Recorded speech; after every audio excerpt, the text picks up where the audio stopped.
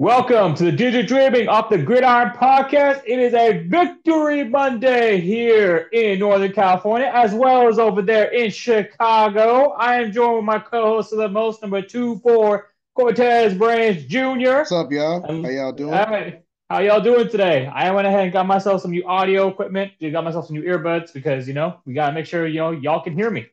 So, Facts. let's get right into it. All right. 49ers obviously demolished the New England Patriots 30-13. Brock Purdy is now leading the league in passing yards with over, I believe, 1,300 passing yards. And essentially, he has now set the record for the highest passer rating in his first 25 starts. Second only to no, not second. There's no second actually. He is now leading the entire NFL. He made NFL history with his start yesterday with 100, I believe, 112.6 passer rating. Second on that list is Patrick Mahomes. So definitely good company there. Brock has basically set all franchise records for most touchdowns, most passing yards for a franchise quarterback. His first 25 starts, highest completion percentage, highest passer rating, and mind you, he did this without Deebo Samuel, without George Kittle, without Christian McCaffrey within 3 games, and of course not, and without an All-Pro form Brandon Ayuk in 2 of these last 4 games. And now the 49ers are back in contention for the NFC West and the division title. So, not to mention, obviously, our defense looked great with Fred Warner, defensive player of the year candidate. Obviously, we're going to take context because, I know the Patriots are the Patriots. They're definitely not that team, but ultimately a win's a win. 30-13 is definitely good to see. So, that's how we're on here. We're basically talking doom and gloom. I'm happy with what I saw Wait, defensively, too. I want to ask you a question though. Hit me. Let's go. So that was the all-time list. Yes, sir. It's also a part of this year's list. But who's number two? On this year's list Oh or all yeah, time? who's number two? You tell me. Tell me, baby. Number two is number two. It's Justin Fields, y'all. One more Yeah. reason why, even though the Bears, who are not even number two in their division right now, even though the Bears won this week to put themselves at 2-2, which they seem to have figured out some things, but some things still look terrible. Cough, cough. Center, just saying. Um, Justin Fields is having a banner season for Justin Fields. Even though they Mm-hmm. lost the game, Justin Fields still had another over 100 passer rating, threw for 310 yards, and he Yes, rushed sir. for almost additional 60 with 3 total touchdowns, 2 rushing touchdowns and 1 passing touchdown. And everyone says, "Oh, but the rushing touchdown." Watch the drives. Justin did not just do those drives with his leg. He looked like a complete quarterback in Sunday's loss. Now, did they lose by a field goal? Yes, they did. But once again, this is a situation where, and I am gonna say this, and this is gonna be the worst thing that I've said, but I don't need Justin Fields to pass for 310 yards. I need Justin Fields to pass for under 250 and control the clock on the ground. Because if they control the clock on the ground, then the other team's offense doesn't have a chance to score. So 100%. you guys who want Justin to be a pocket passer and throw the ball a million times like he did, like one of the handful of times he's thrown the ball 30 plus times in his career. I think it's 32 this time, but a handful of times where he's thrown the ball, 30 plus times in his whole career. And yeah, you got to put up numbers. So this proves to you once again that if you throw the ball 50 times, you're probably going to put up 300 yards. Justin Fields had Right. 20 less passes than Caleb Williams and still eclipsed 300 yards without 20 plus passes. Not to mention almost 60 additional yards on the ground. I think it was a total of 55 or 56. And 2 touchdowns on the ground, one through the air. Should have been 3 through the air. Let's talk about that for a second. The NFL's penalties, and I saw this in the 49ers game. I saw this again in the Bears game. I saw this in the Steelers game. I saw this last night. And I'm going to tell you, the NFL referees need to get together before they have another problem like they did a few years back Yep. when they just could not make calls to save their lives. Right. And the pass interference call, as well as the roughing calls, need to get fixed. And I'm not saying that the roughing calls are wrong. I'm saying that most of them are inappropriately timed. For example, if you slightly bump a quarterback, graze his head, they're going to call a penalty on you. But you can blast him well after the play, well into the line of to the sidelines, and sometimes they just don't throw it. I've seen Right. on at least 5 times this season where quarterbacks like Tua, well, no offense to Tua, the last one was not penalty worthy. He caused that problem. But quarterbacks like Tua, quarterbacks like Brock, Justin Fields, and Caleb Williams, sometimes Lamar Jackson, and the list continues on where these guys, where even Rodgers yesterday was getting blasted. These guys are getting blasted by these guys when it's unnecessary. And Right. they need to do something about that penalty that's not being called. They want to call a ticky tack penalty, but they do not want to call the quarterback. Because I'm sorry, if something happens in San Francisco, it's not going to be the same outcome as what happens in Chicago. And I think people need to understand that. The same as if something was to happen in Kansas City, it would not be the same outcome. The one thing that I will say about teams like Pittsburgh, teams like Indianapolis, teams like Chicago, maybe even Cleveland right now, there are a wealth of backups, and certain teams just don't have them. Mm-hmm. San Francisco does not have a Brock Purdy style backup that's going to go in there, assume the offense, and then do what Brock Purdy does. They don't have that. Nope. Not They many don't. teams do. Not many teams No, do. not, there's like maybe 6 in the league that have credible backups that can literally just take over a team, and you guys be like, well, this is fun, even if we don't win. San Right. Francisco's not one of those teams.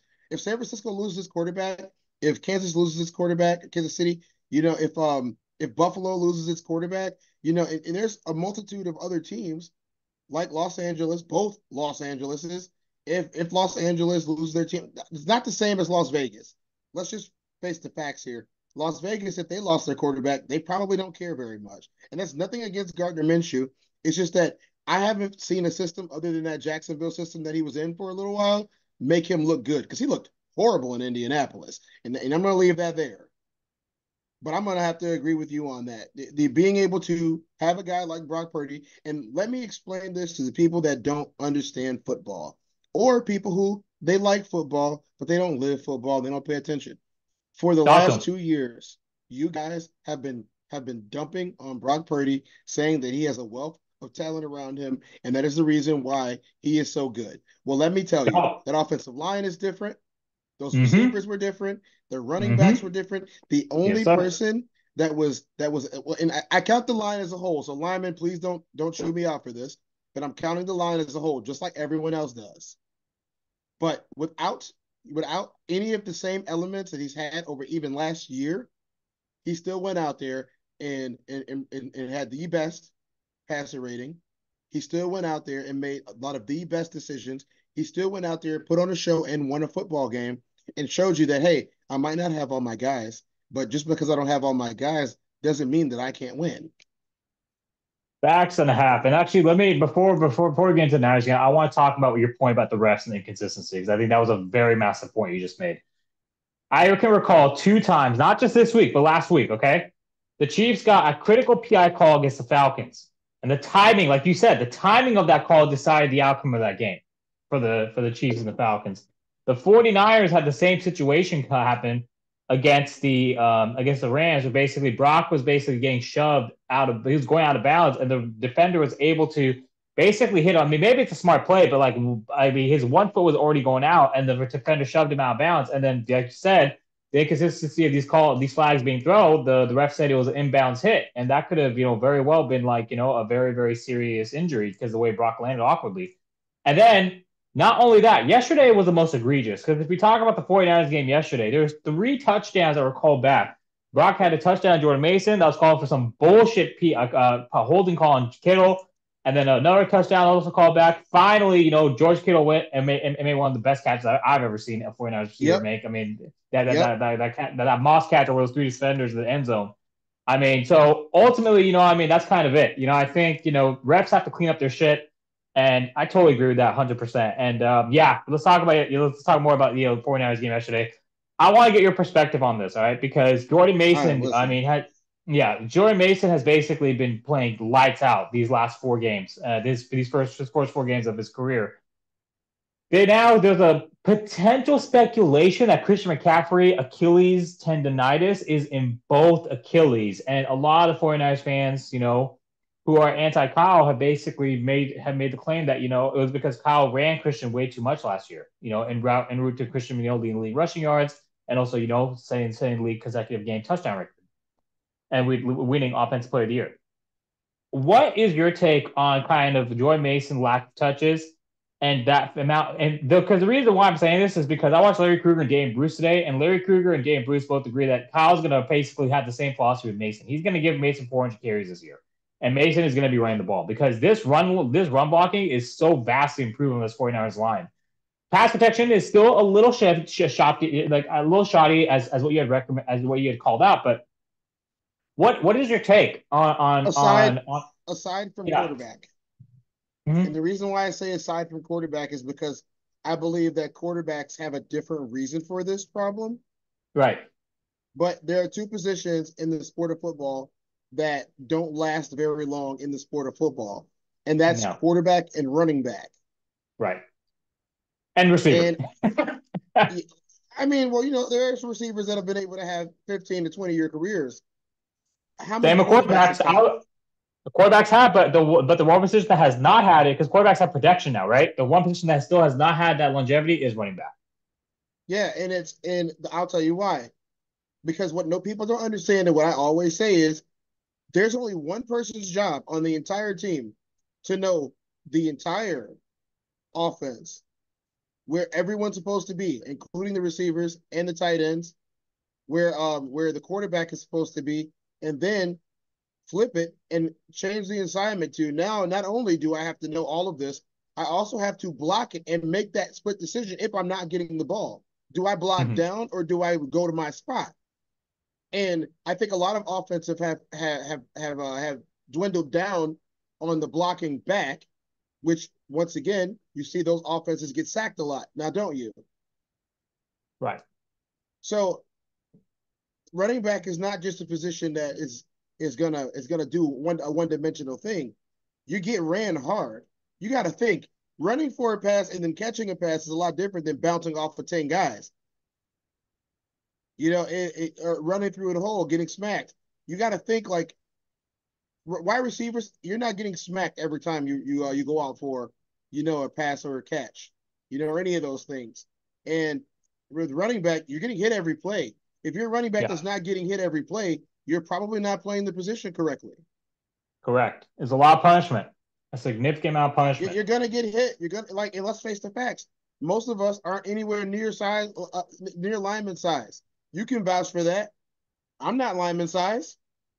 Right. I'm nowhere close. They got me by 100 pounds plus in most cases. You guys Right. got to understand, I'm a big back at 220. I'm a big running back at 220. And because of that, I have to think about the fact that this guy in front of me is 340, 350, 360, sometimes 400 pounds bearing down on my quarterback. And I Right. have to, and the business decision is very clear. My job is to stop him. And a lot of running backs refuse to do that. A lot of coaches don't call those plays anymore. And if you got a guy getting 400 touches, which is no nothing against Christian McCaffrey and nothing against the Lions of old, not the Detroit Lions, but the Lions of the battlefield. Nothing against those guys, the old dogs. But 400 touches for a running back is an ungodly number. You got to Right. think like just to get 400, let's just round it up to 20 games. You need to average 20 catches or 20 touches per game. Yeah. Split that with the fact that most teams have 3 load bearing backs that split reps. So you're telling me Gosh. Mm-hmm. that in one of the only players outside of McCaffrey that I know that gets that type of touch, well, it's going to be Saquon too. But once again, these are the names that I'm going to name, and I'm going to tell you. And what are you going to tell me that they all have in common, other than being great running backs? Derrick Henry, Saquon Barkley. It used to be Matt Forte, and now you have Christian McCaffrey. What do they all have in common? Downhill bruising backs. These guys are on the IR every Every single single year. year. And it does not matter if it's in week 2 or week 17. So, and that's me rounding up 2 games, not to mention they added an extra game to the schedule a couple of years Right. ago. And Mm-hmm. and We're talking about to average 400 touches per game. I mean, per year. You have to be able to get that ball 20 plus times in a game. And there's Right. not that many guys who are going to do it for two reasons. One, it's a very inefficient way to score. It is. In today's football, it's inefficient for a running back to average 20 plus carries, even if he is a phenom like Derrick Henry. Even if he is a phenom or a freak of nature, that's still a lot of carries and still a lot of wear and tear on your body. That's a lot of Right. hard running. Right. What's it? The CEO of Angry Running. You know what I'm saying? That's David Montgomery, the CEO of Angry Running. Angry running isn't an easy thing to do. It's very tiring and it's very Right. taxing on your body. And to that point, that's why. So back to what I was asking in my original question. You're with 22, 400 plus carries, and like you said, 20 game season, 20 carries a game. But I'm talking about just regular season, 17 games, and I'm talking about Jordan Mason. I'm not. I'm already past Christian because Christian's basically dealing with his potentially double Achilles tendonitis. What is your take on Mason basically getting taking on that bulk of the workload? I mean, it looks like he can do it. I mean, he looks a lot more sturdy and a lot more bigger back because when Boobie Dixon was on last year, Anthony Boobie Dixon, former fullback for the 49ers, he said the same thing. He said, Jordan Mason is a more of a goal line back, and now Jordan Mason is going to be a workload or workhorse. But I honestly also feel that you need to distribute, and you can talk more about this. You need to distribute the load, right? You need to kind of share the load amongst your backs, especially when you have more than one capable back on your roster, right? Because of the fact, like to what you just brought up, the wear and tear each one of those carries takes, the punishment you have to take, hitting the A gap, hitting the B gap, even in the zone blocking or whatever, just a traditional run blocking scheme, or if you're blocking for the quarterback, to your other point, or if you're setting up a block for your receiver, you're playing, say, a play action, you're catching passes out of the backfield. It definitely takes a toll on you either way. So, what's your take on Kyle's philosophy doing that? And do you agree with Jordan Mason getting that much of a workload, or do you think he should distribute it evenly amongst other backs? I do not mind a slightly lopsided sharing workload. What I mean by that is Mason can become the back that takes the brunt of the carries, Right. but it should never be him with 25 carries and everybody else with two. Right. That is not Exactly. or in the case of Chicago this week. Khalil Herbert, like I looked like he did not get any carries, but at the same time, I don't know if he didn't get carries or he didn't play. I haven't investigated enough because it's Monday.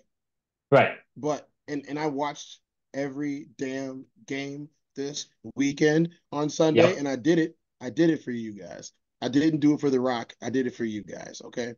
I watched the UFL, but I watched the UFL for The Rock and the St. Louis Battlehawks, but I watched the Yes, rest for sir. The Rock. Yes, So sir. can I get a call? Call, So call. you know, Ravens ain't fun. no law if you ain't off the call. So Yes, I sir. wanted to say that, and I think that he can take it. But once again, Christian McCaffrey has been doing it for what, 9, 10 years, Right. whereas Mason's new, and he might be able to take it a little bit more for a little bit longer.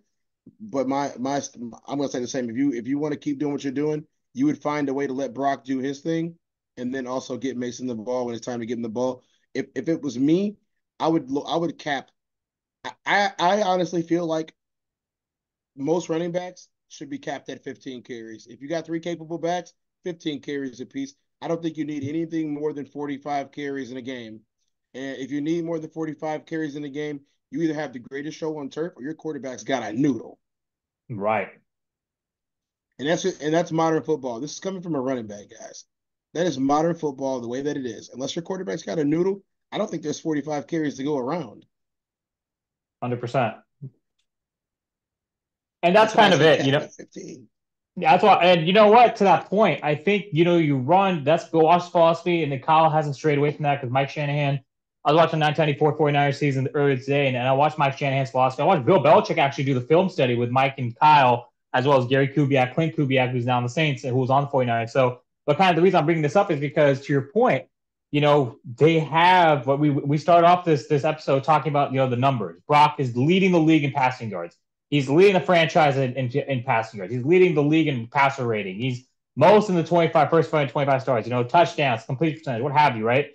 So you have a capable quarterback. I completely agree that if you are able to limit the carries of your running back and actually, I mean, distribute well. I know Isaac Guerrero doesn't really have good vision, and he's a rookie coming out of the backfield, and he's fast, but he's also he's still trying to find his way. And special teams that's my space. I'm gonna talk about that in a bit because Niners definitely have areas to improve there. But I think to your point, I think Jordan Mason, he has the build and everything for it. But I mean, to be able to maybe re-sign a Matt Breida, maybe get someone off the street because that's what Kyle's able to do. He's had the Yeah. no coach in NFL history has had more undrafted 100-yard rushers than Kyle Shanahan. Kyle Shanahan has had 900-yard rushers in the last 8 to 9 years, or 7, 8 years, whatever it is, that he's been coaching in the NFL. So I mean that's incredible. So I really think it's a good idea to go get someone, even if he's quote unquote washed. I mean, the 49ers have such a great zone run blocking scheme with that offensive line. And we're going to talk about them too in a bit, but I really think Yeah. it's a good idea to kind of distribute those carries. That way, you could run into less of a CMC situation with Jordan Mason because I think Jordan Mason is a phenomenal talent, very great young player, and You I would gotta hate to. like CMC is gonna eventually come back. I saw he was placed on the IR, but that Yeah, might be good for him, and we probably see him around week 8, if you want to be right, honest. or But whatever, well, or like week actually, we 9. might see him sooner because he didn't get injured during the season. He got injured in preseason, and so Right, it's like he hasn't played a game yet this year. You he know what has I it, mean? and Like right, and I he mean didn't I even play think opening night.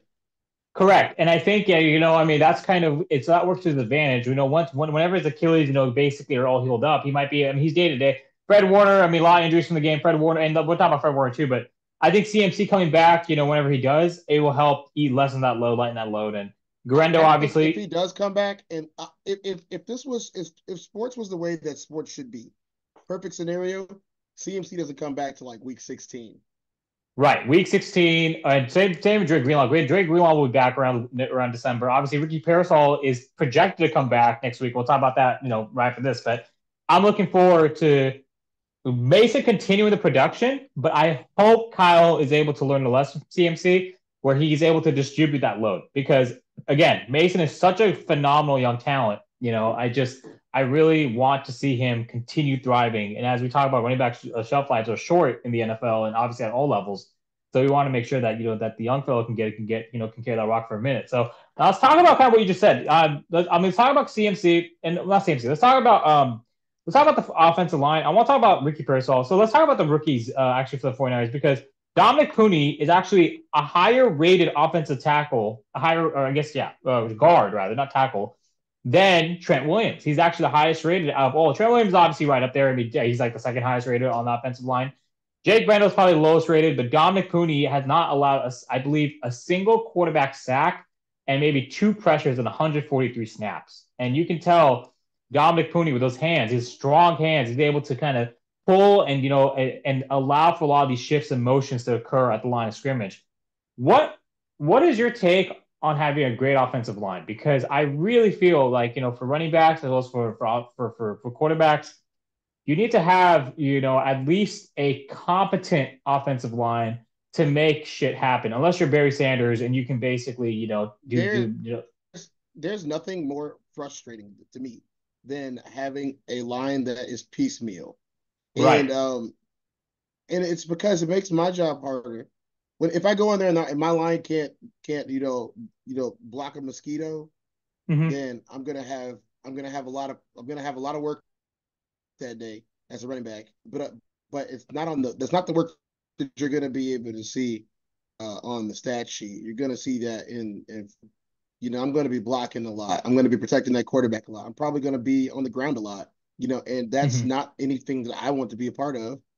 And I don't think any Right. running back wants to be a part of that because we want to have fun. And I'm sorry, running through those gaps and then hitting it for 15, 20, maybe a touchdown more. That's so much fun for us. Like this sport is built on the big play. You know what I mean? And you can piece it together. Yeah, you can play small ball, but for the longest that I can remember, even looking back in the annals of the NFL's history, the sport's been built on the big play. Yeah. The big play is what wins games, and 100%. in if people wrong, you can go out and hit 27 field goals. It's just not an efficient way of scoring. 100%. You know, I can. What game was that most recently where a team kicked like 5 field goals in a game and they ended up losing the game because the other team just scored a couple touchdowns? Oh gosh, was it the 49ers? Actually, I I'm think not it sure who was it the was. 49ers. I think I it mean, the was the 49ers, 49ers. yeah, the 49ers were Jake Lee went 6 for 6 in week one, but they ended up beating Ah, the Jets. it happened to the Bears too. He's kicking Yeah, yeah. field goals because remember Caleb Williams couldn't find the end zone to save his life for like 3 games.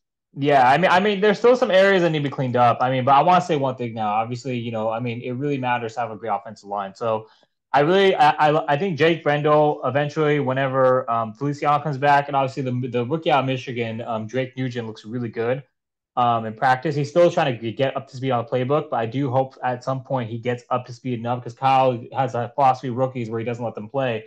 But I would really love to see Drake Nugent kind of get inserted into that lineup and be a standard because I think Drake Nugent has the potential to be an all pro center like Creed Humphrey of Kansas City. So I'm really happy with kind of what I saw yesterday from the offensive line. I hope they continue that, that production. I thought, and Spencer Burford looked really good, subbing in at right tackle for Colton McKivitz. Colton McKivitz was giving up way too many pressures and sacks on Brock's lack of airtime. Brock's blindside, really. I mean, it's unforgivable if you're an offensive lineman to not protect your quarterback's blindside. And obviously, running, they're great. Now I'm seeing a lot better pass protection, and Brock is able to make guys miss with his legs. He's phenomenal. So now let's talk about the defense real quick because I think the defense definitely improved. On this first episode of the season, you remember I had my Fred Warner shirt, and then obviously Fred Warner. And challenge out to you. And brother, you are now the defensive player of the year, in my opinion, the MVP candidate of this defense. I mean, honestly, the best coverage linebacker, arguably in NFL history. The D line looked much better yesterday. They obviously Kevin Givens had a first career 2 sack game. Some injuries here and there. I think Sam O also had a pressure sack. I mean, Jordan Elliott went out with an ankle, but I think he's day to day, which is great. Fred Warner's also day to day with that ankle. So that's day to day, so he's great. Malik Mustafa, the rookie, came in to fill in for Huff, and I believe maybe with Parasite Huff, but like he was playing great in the deep coverage. Obviously, Renardo Green, the rookie corner, he actually came in for Yadam, and Renardo Green actually did not allow a single pass reception in the second half.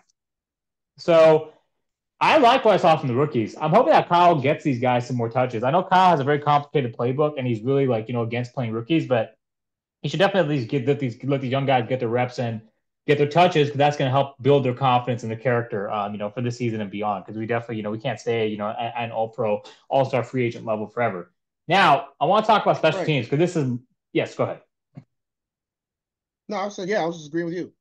Let's talk about special teams. I cannot stand bad special teams execution, and that's what I saw yesterday. My God, how many muff punts? How many muff field? I mean, how many kickoff returns and punt returns were dropped or muffed? And I just really think Kyle's not interested in coaching that side of the ball. And I mean, obviously, Guerrero he fumbled that field goal or not field goal, the punt return and kickoff return. Then he didn't see the field after that, and so. Anyways, long story short, why I don't know why Kyle's not interested in coach special teams, but special teams has been the Achilles heel of the Niners these last several years. In the Super Bowl, you saw it. You know why? You know why? What? I don't think they practice it that much.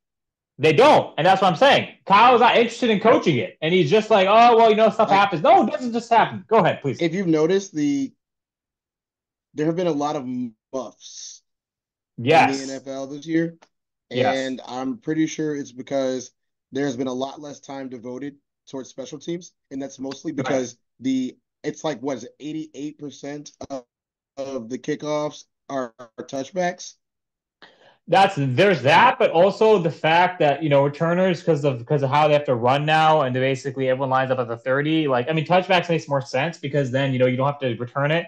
It's really hard to score, on kickoff and punt. But even then, I mean, like if you're gonna return it, like you have to be able to know lane integrity. You have to be able to know, obviously, ball control, ball security, and it just for me, it's very very frustrating to see the Niners struggle with special teams. Obviously, like playing, special teams, my entire career, JUCO all the way through. I mean, I just think that, that's something that it's, I mean, like my coach at JUCO said it best, like special teams is 1/3 of the game.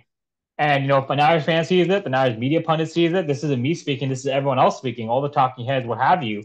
Like, if you don't devote the time necessary to special teams, you're going to see, the foul, all the all the foulable mistakes that they make, and that's basically due to lack of preparation, a mishap in execution, a lack of execution rather. So I'm really hoping the Irish can like clean that up because that special teams is kind of that lack of attention to detail, so to speak. I mean, the special teams is very very. It can be an Achilles heel, makes or breaks teams. So hopefully they figure out something. They get a new special teams coordinator or figure out I how to mean, fix they it need to over. figure something out. They need to go. They need to go practice returning the football. And I think Yeah, they're not the only team that needs to do that, including the Bears. The Bears have had a couple muffs this year too. There's a bunch of teams that have yeah. had a couple muffs.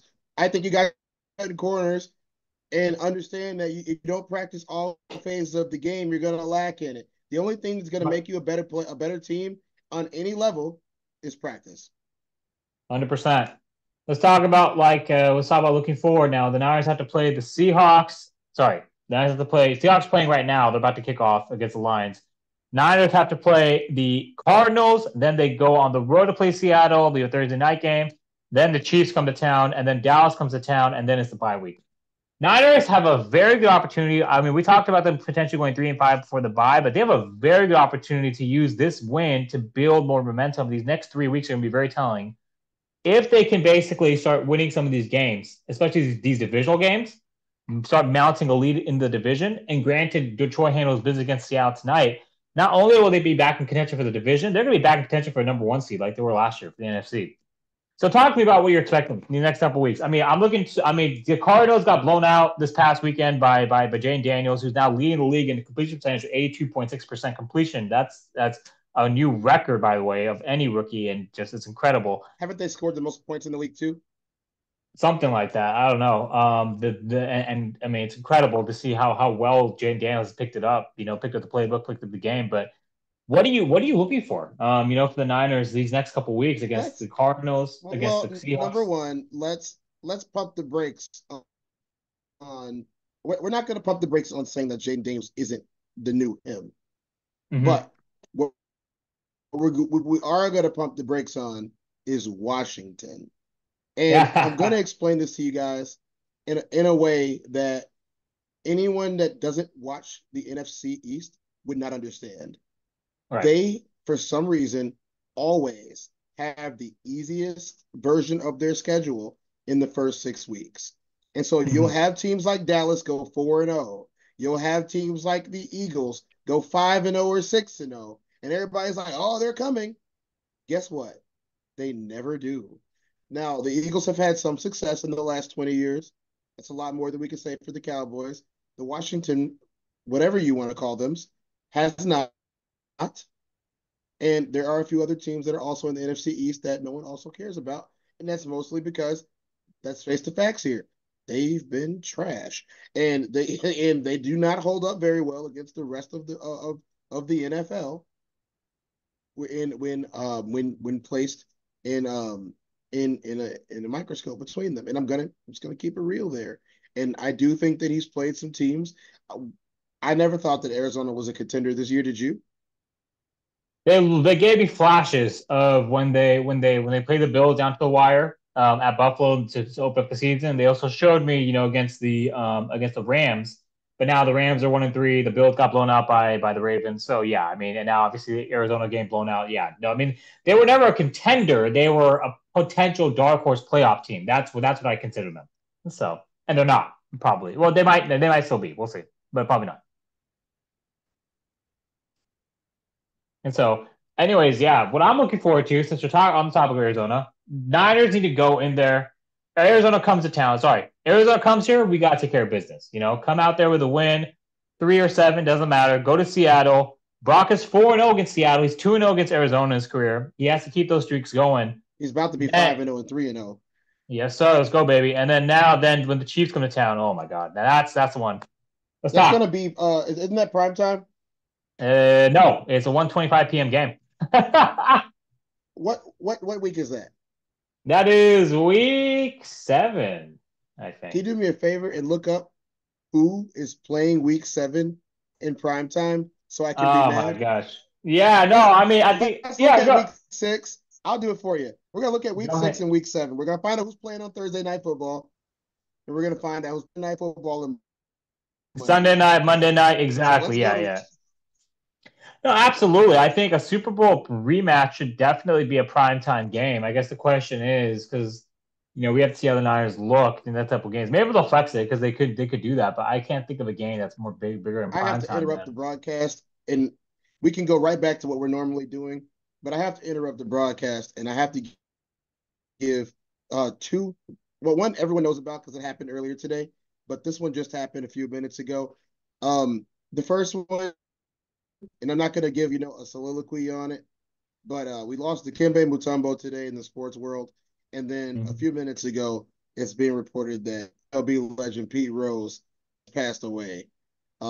Pete Rose was the all-time Major League hits leader, and it's I hate Major League Baseball's Hall of Fame, and the one thing that I can say about Major League Baseball's Hall of Fame that is not the same as the National Football League Hall of Fame is, the National Football League Hall of Fame, they have so many different ways to get into the Hall of Fame if Right, the writers don't vote for you.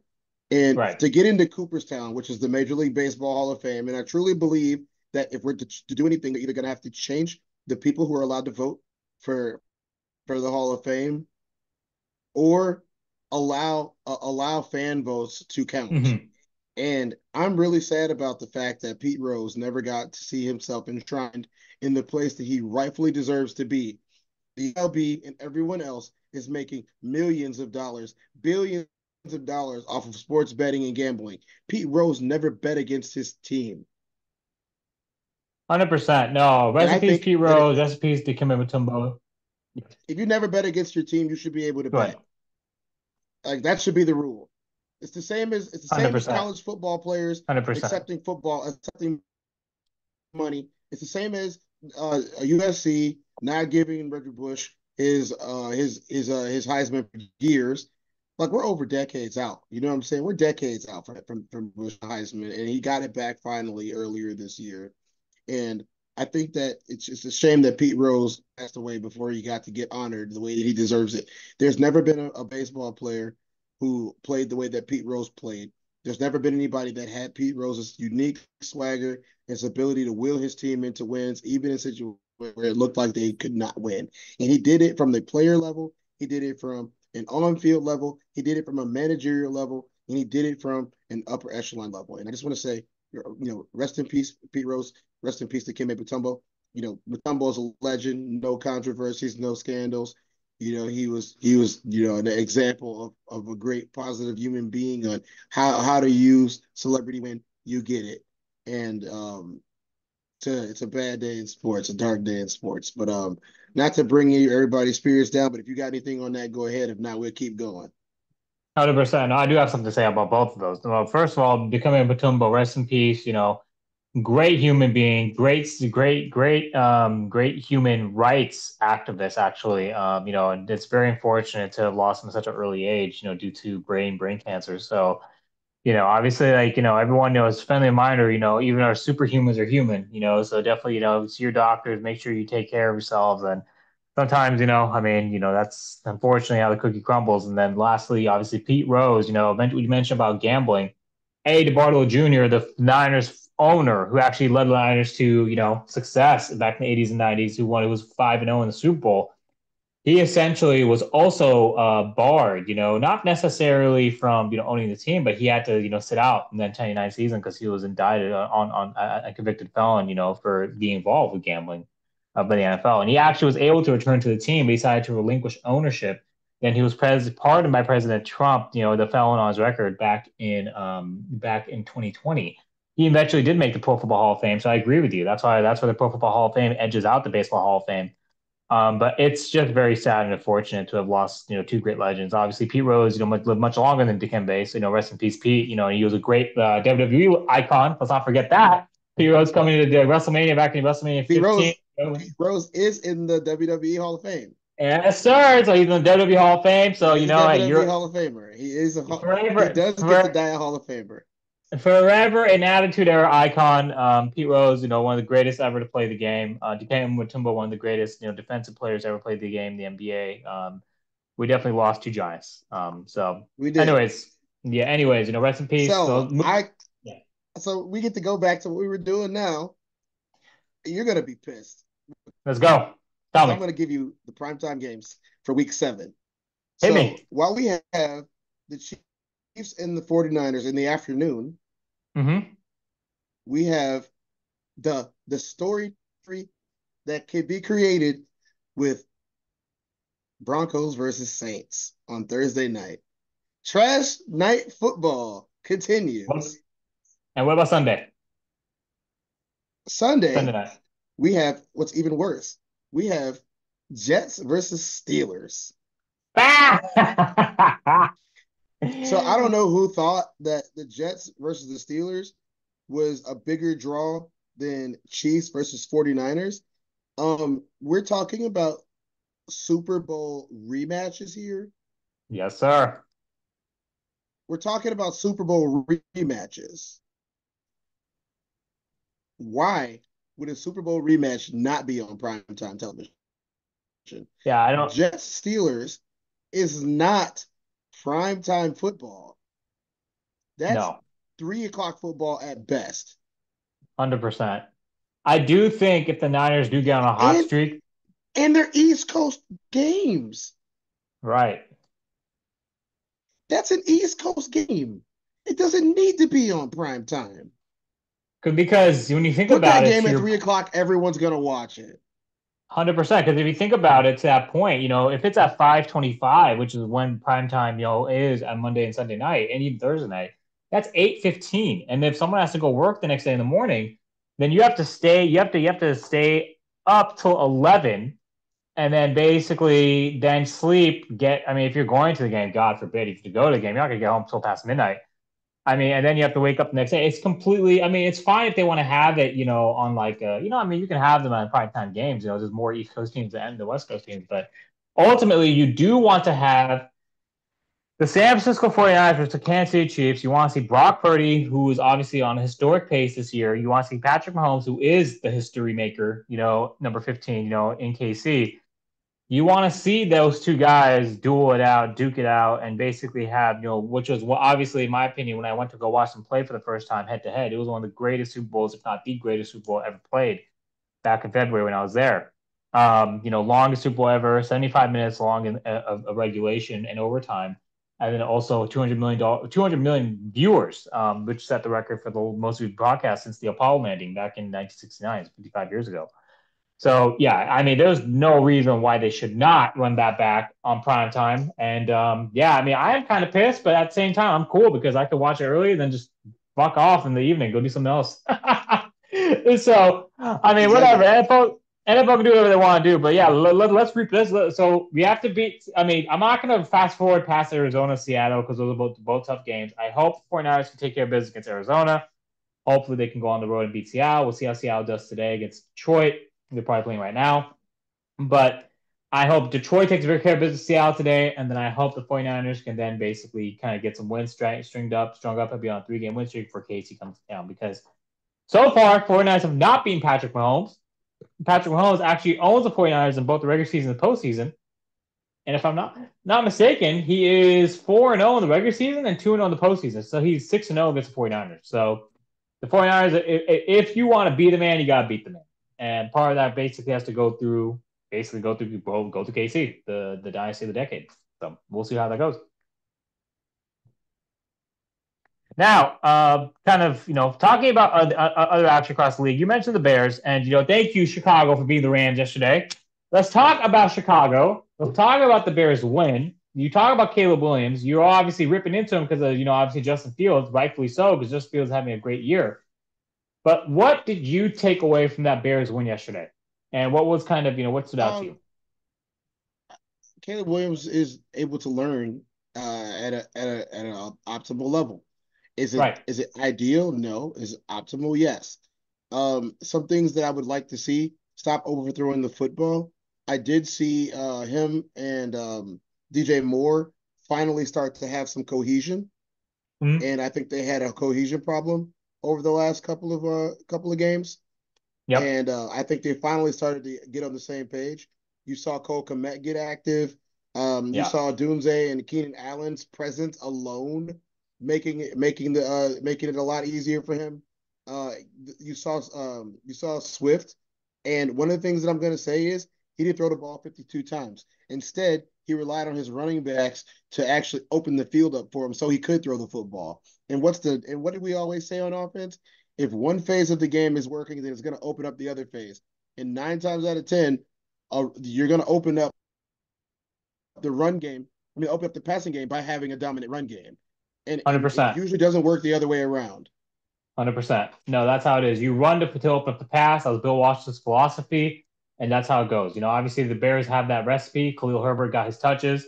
They basically played the Rams down to the wire, came out with a W. I And I think was it's a a great. Swift. Herbert didn't play at all. I'm sorry, DeAndre And Swift. There you yeah, go. Even and I better. don't know if Herbert is injured or if he just didn't get a chance to play.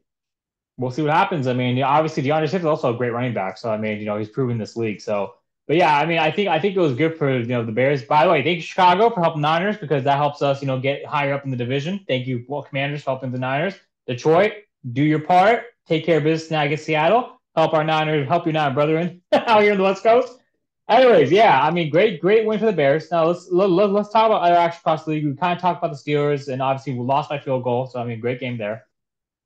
The Eagles went to Tampa Bay and they shit the bed. I mean, they lost, I believe it was 24-0 before halftime at one point. I started 24-0 heading into the second quarter, I believe. And the final score was 33-16.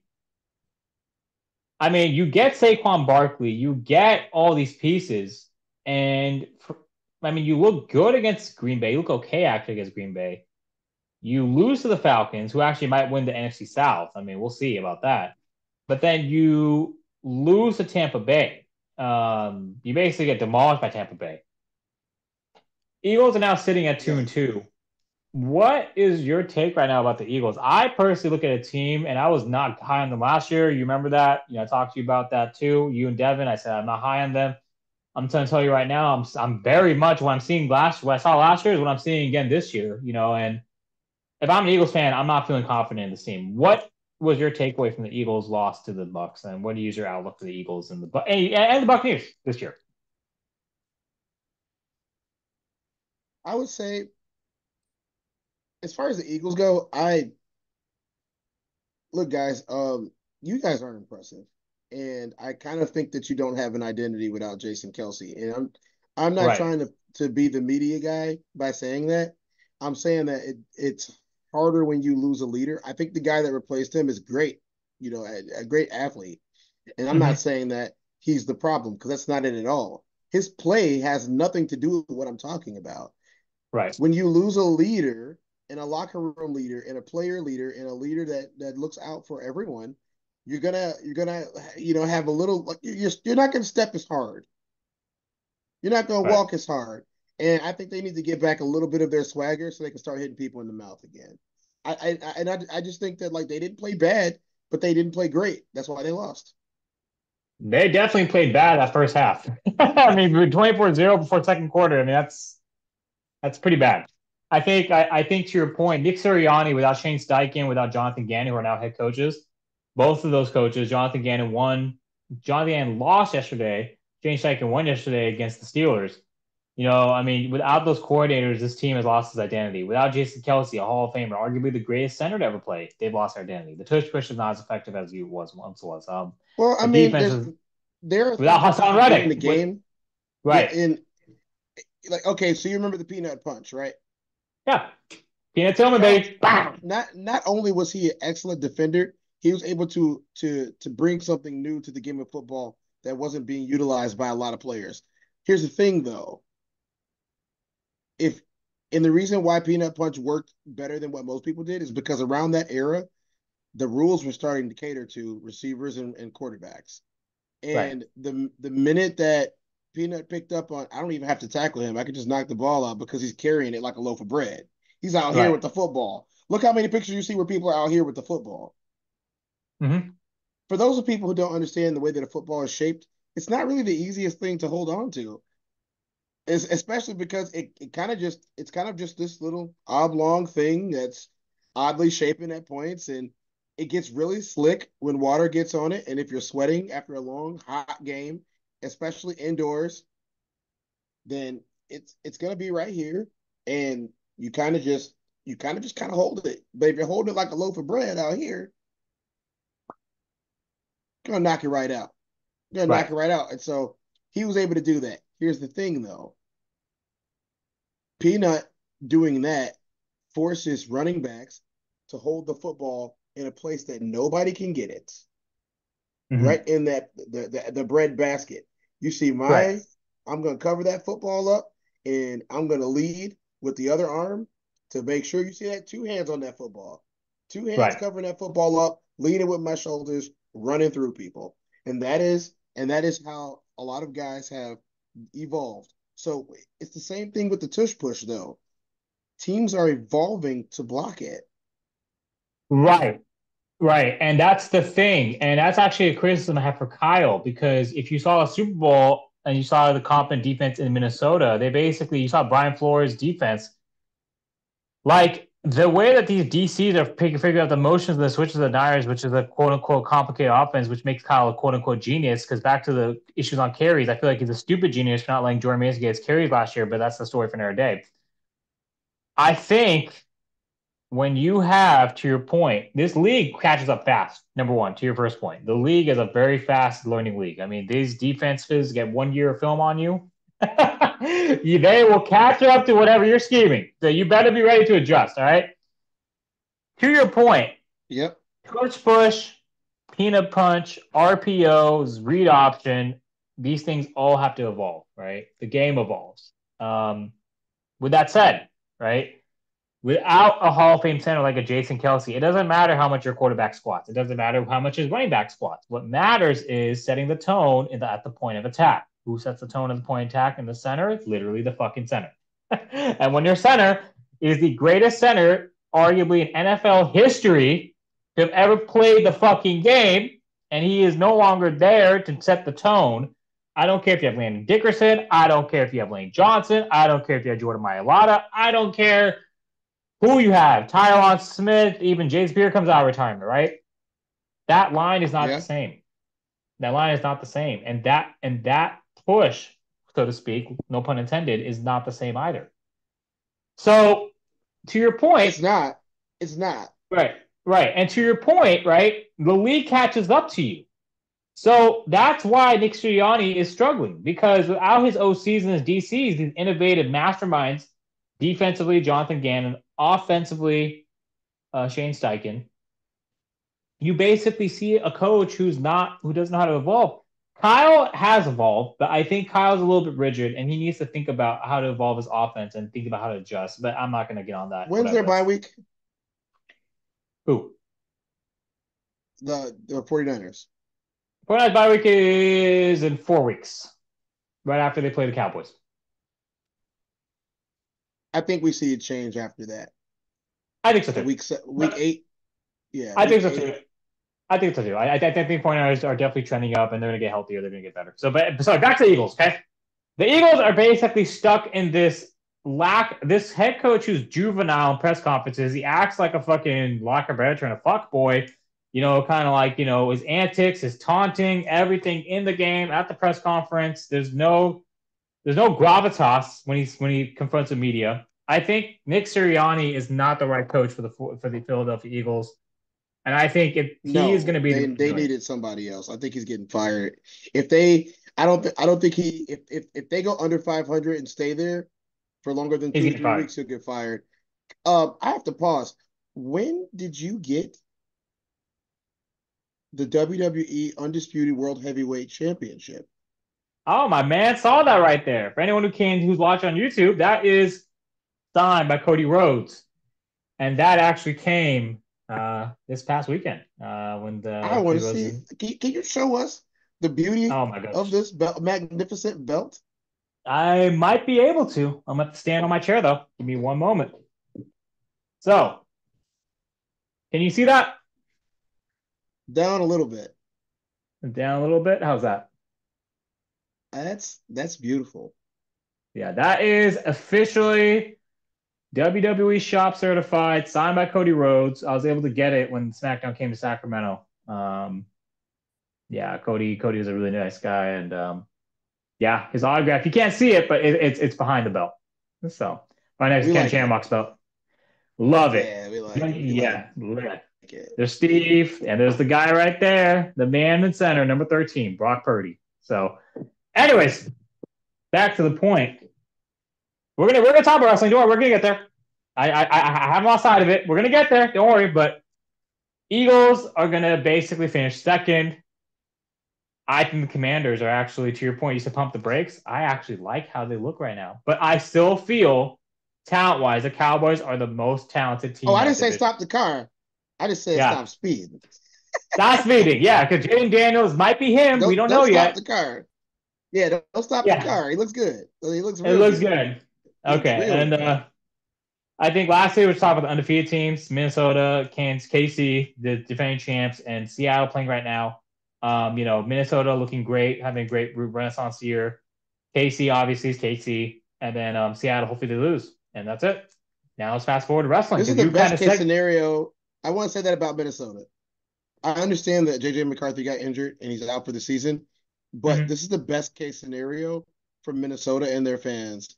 Is if this guy keeps playing as good as he's playing while Sam JJ is Darnold, able to, if Sam JJ is able Darnold. to sit and learn from him and watch him and maybe even sit next year too. If he's able to do All right. that and just train and learn how to play this game and not get in, a lot of people, including the dog Richard Sherman, have said that it's okay for a quarterback to sit for a year and watch how the game is played, especially if you don't have an offensive line to protect them. Yes, So we can sir. we can skip we can skip now. We can skip that. Sherm is the man. I love watching this podcast today. He's the best, one of the most sharpest and brightest minds in analyzing games and 49ers film. I love you, Sherm. All right, moving right along. Let's fast. You kind of segued us naturally. I wasn't even going that way, but you segued us. So here we are. We are now in WWE. All right, let's talk, baby. Cody Rhodes on SmackDown last week. Last time we were on, you and I were on here, we talked about the potential of a heel turn for Cody.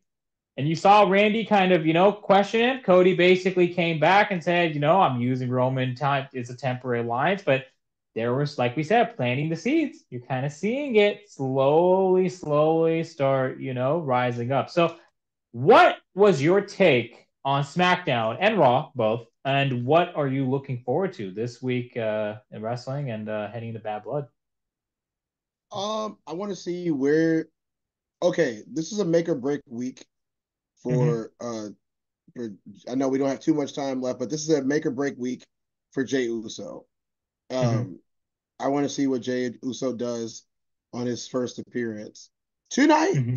Yes, sir. as the Tonight, Intercontinental Champion. champion. Um, I want to see who eventually does get the honor of facing Gunther.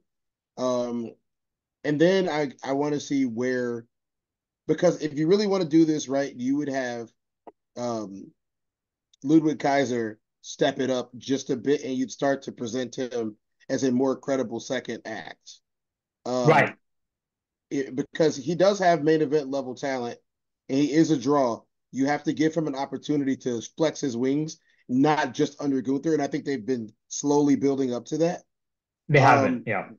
and one final for that on SmackDown, I I actually really liked Solo's segments last week.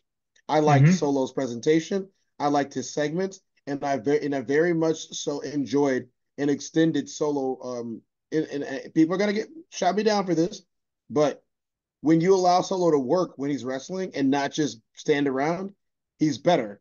This is why he caught fire in NXT. If you guys turned on Solo because of the tribal chief thing, you have to remember that when Solo was in NXT, he was on a literal rocket ship while he was there, and I don't think that I think that being in the bloodline nerfed him a little bit, and that's a fact because he didn't talk anymore. If you remember, I think being in the bloodline nerfed Solo because we didn't hear Solo say a word for like 6 months. Just watch him Mm-hmm. beat people up and yell, Right. And I think that they didn't make that mistake with Jacob Fatu. They started to when he first got there, and then they realized, hey, none of these guys ever talk, and that's a problem. Right. So they're all getting opportunities to say more and do more because the only way we're going to be more invested in these characters, they can't be they like. I'm sorry, none of them are Umaga. They don't have, and the only way that you could do that is if Solo brings in his own wise man, somebody who the WWE just signed, but it just doesn't fit for me. But I understand why it would work. And you know who that person was, don't you? Yes, I do. His name is Alejandro Yes, sir. Antonio Estrada. Estrada. So Incredible. we get to see. I think we're gonna witness. Hopefully Friday. Hopefully Friday. Solo introduces Estrada as his wise man, Yeah. and I hope, and hope, I truly hope that we get to see Zilla Fatu as the new Samoan Bulldozer.